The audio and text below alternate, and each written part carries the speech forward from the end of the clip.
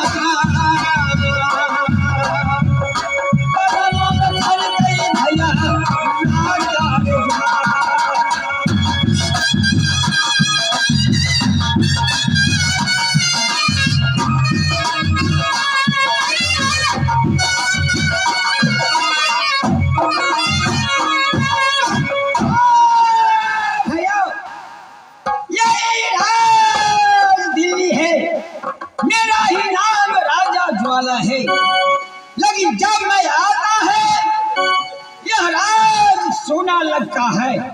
बेहुदा मिलन कहाँ चला जाता है कोई पता नहीं है।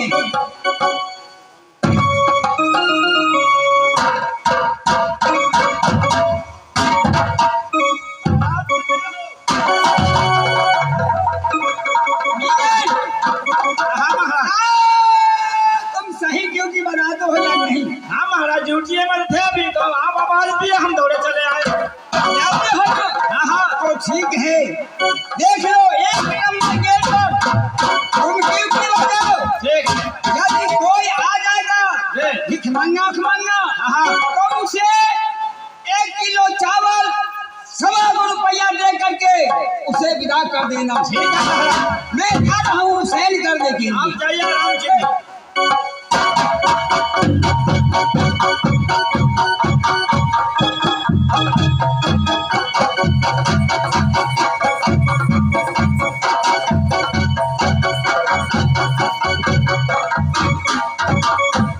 मास्टर साहब आखे तो दूर चला गई फेंकता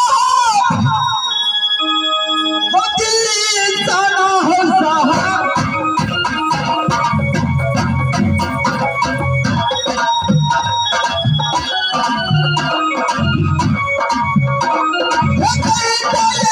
दिल्ली जाना साहब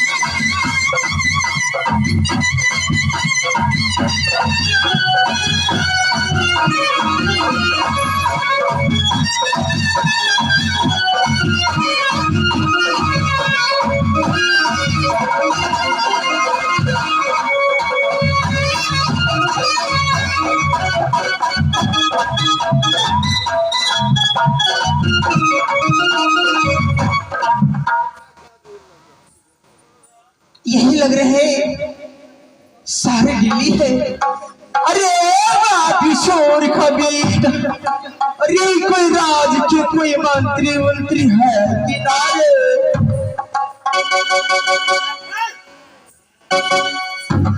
अरे मुर्गी चोर कबीर, अरे कोई राज में है क्या नारी। कैसा गे रात में दाल का चेन्नई रहा तो आगे गए सो तो होने दे जाए सॉरी साहब। अरे के लगई छे राज में ई कौन राज है का। है तू क्या चाह है तू हो रहा कर घुस गेल हां तू छा के अरे हम जात के नाटिन है नटिन छा। हाँ अरे हम की करियो नटिन छा तो हम सारी बात में छी। अरे कौन राज है नहीं देखा चीज से आप हमें लिखल है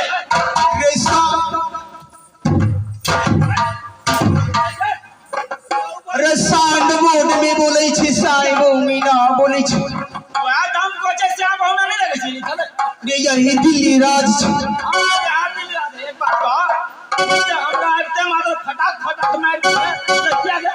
अरे गलती बजबी त ना मारब।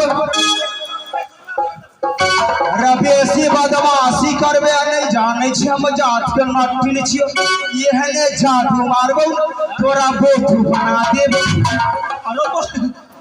तोरा जादू हो गया अरे देखबी अरे ठीक हो तोरा देखाइए दे छी आ एक जा तुम ये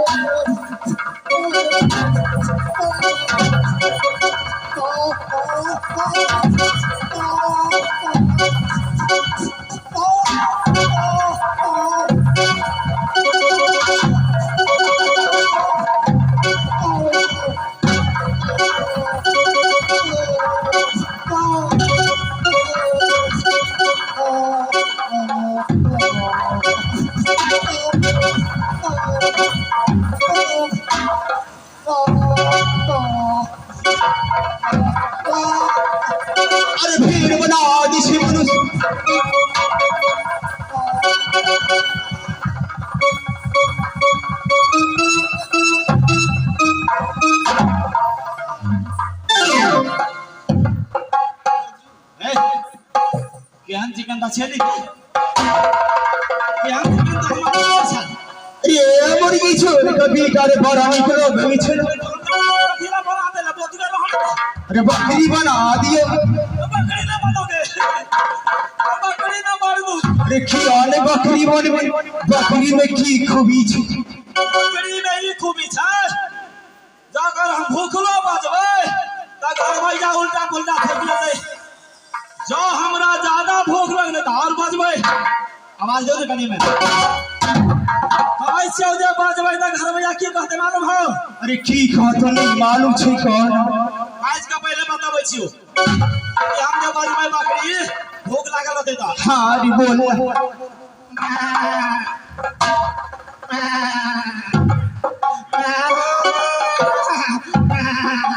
देखने ते बात बजबै घर भैया कहते बेटा रे परसों का बका पोता बेकार बेटा जीवन रे बकरी के लाने जो बोतल में उठा